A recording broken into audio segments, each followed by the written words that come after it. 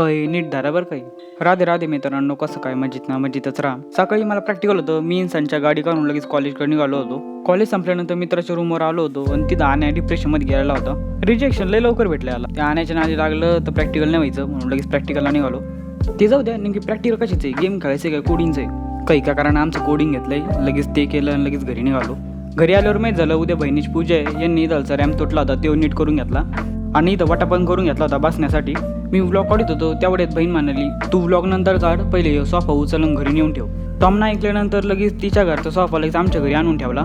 तिला एकदा सांगून ठेवले, आता इथं आणलाय ना, इथंच राहणार आहे. तो सोफा नीट घरात ठेवीत नाही. तेवढ्यात दाजी म्हणली, उद्या होमसाठी आपल्याला 24 विटा पाहिजेत. लगेच मी, दाजी आणि मेवना लगेच आम्ही विटा आणायला गेलो. जोपर्यंत आम्ही विटा गोळा करतोय तोपर्यंत व्हिडिओला लाईक आणि चॅनलला सबस्क्राईब करून टाका. नीट विटा बघ बरं का, इच्छुक काटायचं. सगळे शर्ट खराब करून विटा आणले आणि लगेच ताई म्हणले एवढे धूम पण घे. भेटा पुन्हा द्या. Thanks for watching. Radhe Radhe.